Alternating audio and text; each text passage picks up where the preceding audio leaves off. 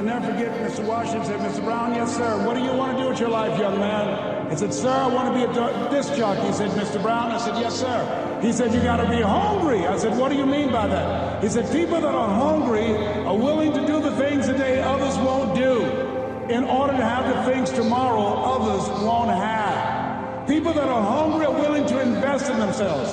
People that are hungry will go to seminars and workshops. People that are hungry are always searching, always seeking higher ground. So how do you want to make it? I said, I want to be a disc jockey. He says, good. Here's what to do. He said, I want you to read 10 to 15 pages of something positive every day. He said, you don't get in life what you want, you get in life what you are. You must program yourself to success. He said, I want you to listen to Earl Nightingale and Zig Ziglar. Listen, faith comes by hearing and hearing and hearing. He said, I want you to change your relationships. And I don't want you to ever lose your hunger. I said, what do you mean by that? He said, people that are hungry are unstoppable. People that are hungry are no matter what people. They make it happen no matter what. He said, I want you to listen to Paul Harvey. Who is he? He's the world's greatest communicator. Success leaves clues, young man. Always listen and follow people who are doing what it is you want to do at the level you want to do it, and learn from them. I told T. Hobb when we were standing by the stage, I said, hey man, I want to work more with you. I want you to coach me. I want to learn from you. See, I found you're never too old to learn, and you're never too young to teach. Always have a thirst for learning. So I listened to Paul Harvey every day on the radio. While in school, I would go out and listen in his car. He gave me his keys. I was working to develop myself. And I continued to listen to motivational messages, and he would take me to see the late Dr. Norman Vincent Peale, who wrote the book, The Power of Positive Thinking. I toured with him before he passed. You have something special. You have greatness within you. Don't allow your circumstances to determine who you are. Don't allow your negative thoughts to hold you back. You have something special. You can do more than you can ever begin to imagine. Dr. Peale was an incredible man. I admired him when he spoke. He gave me goosebumps. I can feel him in my heart. And I never forget, we were coming back to the school, and Mr. Washington said, Mr. Brown, yes, sir. When Dr. Peale spoke, you didn't move. When he spoke, you were hanging on every word. Even when he spoke, we didn't have to tell you to sit down and be quiet. Why? I said, sir, I could feel him when he talked. I felt like he was talking to me, sir. He said, he was. I said, but he doesn't know me, but he was speaking to you. Did you feel him in your heart? I said, yes, sir. He said, most people feel him in their head. If you felt him in your heart, he said, listen to him, sir. Follow him, learn from him. And I would go to seminars and workshops. Anywhere I would find where Dr. Peale was, I would be in the audience. I would drive 200 and 300 miles just to hear him speak. And my dream and vision was to share the stage with him. I thought about it. What is your goal? What is your vision? I want you to hold it in mind. There's some power in that. Because when I became involved in speaking, I never forget, I got a call from Og Mandino, who wrote the book, The Greatest Salesman in the World. He said, Les, I'm stuck in Philadelphia. I need to be in Kankakee. Dr. Norman Vincent Peale is appearing. I can't make it. I heard you're in Chicago. I said, yes, I am. Can you go and open for me? I said, yes, man. Oh, my God. Dr. Peale, I said, yes, I'd love to do it. And I went there and I came. I said, hi, I'm Les Brown. He said, you're not the band of renown? I said, no, I'm Mrs. Mamie Brown's baby boy. I'm here to speak. He said, come backstage. And his wife, Martha, was there. And she said, Papa, Les Brown is here, the speaker. And he said, Les Brown, shoot for the moon. Because even if you miss, you'll land among the stars. I said, sir, that's my goal. I wrote you when I was in the 11th grade. I was a part of a special education class project. That's my quote. He said, I know. I end all my speeches with that quote. And Dr. Peale had a great sense of humor. The young man was backstage, and I had so many questions to ask him, and my mind froze up, and the young guy said, Dr. Peale, how old are you? and he was up in age. He said, Sonny, I'm 92. Young man looked at him and said, I don't know if I want to live to get 92. He said, that's because you've never been 91. So I did the things that Mr. Washington suggested. I listened to motivational tapes on a regular basis. I would go to seminars and workshops whenever Zig Ziglar and Dr. Dennis Wigley and Jim Rohn would come to town. And I said, sir, what do you want me to do now? He said, Mr. Brown, I've given you everything that I can give you. He said, develop your mind, put your money where your mouth is, continue to learn how to be an effective communicator, because once you open your mouth, you tell the world who you are. And always surround yourself with OQP, only quality people. So I went to apply for a job on Miami Beach. WMBM radio station. Milton Butterball Smith was the program director. Hello, Mr. Butterball. How are you, sir? My name is Les Brown, sir. I'd like to be a disc jockey. He said, young man, you have any journalism in your background? I said, oh, no, sir, I don't. You have any experience in broadcasting? I said, no, sir, but I practice all the time, sir. Let me audition for you, sir. Let me show you how good I am. All I need is a shot, sir. He says, no, we don't have any job for you. How many ever been rejected? Raise your hands, please. I was devastated. I went back and I told Mr. Washington, I said, Mr. Washington, they said no. He said, don't take it personally. Most people are so negative, they have to say no 7 times before they say yes. He said, you gotta be hungry. Know your vitamin. Go back again. I said, yes, sir. Hello, Mr. Butterball. How are you, sir? My name is Les Brown, sir. I like to be a disc jockey. Young man, weren't you here yesterday? Yes, sir, I was. Didn't I tell you no yesterday? Yes, sir, you did. And why are you back today? Well, sir, I didn't know whether or not somebody was laid off or somebody was fired, sir. Nobody was laid off or fired. Now, get on out of here. I came back the next day. Hello, Mr. Butterball. How are you, sir? My name is Les Brown, sir.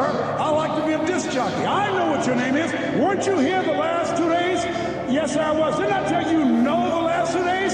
Yes, sir, you did. Why are you back? Well, sir, I didn't know whether or not someone got sick or someone died, sir. No one got sick or died. No one was laid off or fired. Now don't you come back here again. I came back the next day talking loud, looking happy like I was seeing him for the first time. I said, hello, Mr. Butterball, how are you? He looked at me with rage. He says, go get me some coffee. I said, yes, sir. My favorite book says, the greatest among you will be your servant. How many of you are serious about your goals and dreams? Raise your hands. Very good. Write this down. Provide more service than you get paid for. Provide more service than you get paid for. I go to a lot of seminars and workshops. And one of the things I know about T. Hogg Eckert, when I was sitting in the class with Robert Willard and all of the other presenters, they hold themselves to high standards and they provide more information than anybody else in the industry, bar none. They hold nothing back because their commitment is for your success. And when you hold yourself to high standards, write this down, impact drives income. That's why you're here. Because the training, the seminars, been making a difference in your life. If they did not have impact, 200 or 300 people would be here, if that amount. Impact drives income. So I became an errand boy for the disc jockeys. I would go get their lunch and their dinner, and I would bring it to them in the control room, and I'd watch them working the control boards, knowing my time will come. Write this down. I expect to reach my goal. Yes, you want to operate with a spirit of expectation. I expect to reach my goal. So I started preparing for the next position. Never forget one quote that I heard. As you look at your life, look at your goals and dreams. It's better to be prepared for an opportunity and not have one than to have an opportunity and not be prepared. If you expect to reach your goal, prepare yourself now. And so then pretty soon, the guys at the station, they begin to take a liking to me. Write this down. Build relationships. As you're aware, people deal with people that they know, like, and trust. And so they would say, Leslie, yes, sir. Come here, yes. Come outside. Who did this? Oh, your car? Yes. Who cleaned my car? I did, sir. I would wax their cars on the weekend, inside and out. How much do you charge? Oh, nothing, sir. I just wanted to help out. I was providing more service than I got paid for. I was building relationships. They said, whoa, look here. Donna Ross and the Supremes are coming to town. The Four Tops and the Temptations, here. Here are my car keys. Pick them up for me. Take them to the Fontainebleau Hotel on Miami Beach. I said, yes, sir. I would drive them all over Miami Beach in the big, long Cadillacs. I didn't have any driver's license, but I was driving like I had some. Then one day, it was a Saturday afternoon, a disc jockey by the name of Rockin' Roger was drinking while he was on the air. It was a Saturday afternoon, and I was the only one there. Rockin' Roger got so drunk, he could not complete the show. He started slurring his words. He's about to fall off the chair. And there I was, looking at him through the control room window, walking back and forth, young, ready, and hungry. I was saying, drink, rock, drink. Drink, rock. I'd have gone and get him some more if he'd asked me to. Then pretty soon the phone rang. It was the general manager, and I answered the phone. I said, hello? He said, young boy, this is Mr. Klein. I said, I know. He said, Rock can't finish his program. I said, I know. He said, would you call one of the other DJs in? I said, yes, sir. I said to myself, he must be think I'm crazy. I called my mom and my girlfriend, Cassandra, said, y'all come out on front porch and turn up the radio. I'm about to come on the air.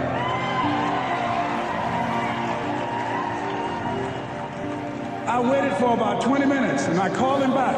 I said, Mr. Klein, I can't find nobody. He said, young boy, you know how to work the controls? I said, yes, sir. He said, go in there and segue the records, but don't say nothing here. I said, yes, sir. I couldn't wait to get old Rock out of the way. I put on a fast record. I said, look out, this is me, LD Triple P. Les Brown, your platter playing papa. There were none before me, and there will be none after me. Therefore, that makes me the one and only. Young and single, love Domingo, certified, bona fide, indubitably qualified to bring you satisfaction and a whole lot of action. Look out, baby, I'm your love man. I was hungry. I was hungry. Get old man a round of applause. I was hungry. I was hungry. You gotta be hungry. Shake someone's hand on your right and left all around you and say, you gotta be hungry. You gotta be hungry. To get those dreams out of your head and step into your greatness, you gotta be hungry. To get those ideas, that talent, that gift out of your system, you gotta be hungry. To get up off the canvas of life and understand what Willie Jolly meant, that a setback is a setup for a comeback. You gotta be hungry. People that are hungry are willing to do the things today others won't do in order to have the things tomorrow others won't have. How many of you got value out of what you've heard thus far? Raise your hands, please. Very good. I would like to leave this with you. I don't know what your goals are. I don't know what you want to do. Here's what I know about you. You have greatness within you. Here's what I know about you. I can help you to live full and to die empty. I can show you what I've learned. If anybody told me that I would be doing what I'm doing now, I leave here today, I go to New Orleans and speak there, then I'll be flown to Barcelona. If anybody told me, given my circumstances, born in an abandoned building on a poor section of Miami, Florida, called Liberty City, if both my birth parents stood up and said, hello, son, I would not know either one. Being labeled educable, mentally retarded, put back from the 5th grade to the 4th grade, failed again when I was in the 8th grade, no college training. Anybody told me the principles that I would teach you, that they would have the impact that it has had on my life. This Les Brown that you see, I did not know he existed. And I tell you that you have greatness within you. You have the ability to do more than you can ever begin to imagine. Come into the room with me, and I guarantee you your life will never be the same again. I like to leave this with you. I don't know what your goals are. Mine is to find a cure to autism. Mine is to find a cure to breast cancer, to prostate cancer. Mine is to work with our youth and to reduce the recidivism rate in our prisons and help young people learn how to become an asset to our society rather than a liability. Mine is to train speakers to become great communicators, to speak from their heart, not their heads, and teach them how to impact and create a new conversation so people can see the possibilities of life and overcome the possibility blindness that held me hostage for 14 years. I don't know what your goals are, but here's what I know about you, and I don't know you. You've got greatness within you. And I like to leave this with you, something my mother used to love to hear me say. Leslie, yes ma'am, mama. Say that thing for me, boy, that makes me feel good. I dedicate this to you, to the greatness in you, and to the dream that you showed up on the planet to produce. And it's simply this. If you want a thing bad enough to go out and fight for it, to work day and night for it, to give up your time, your peace, and your sleep for it, if all that you dream and scheme is about it, and life seems useless and worthless without it, and if you gladly sweat for it and fret for it and plan for it, and lose all your terror of the opposition for it, and if you simply go after that thing that you want with all of your capacity, strength and sagacity, faith, hope, and confidence, and stern pertinacity,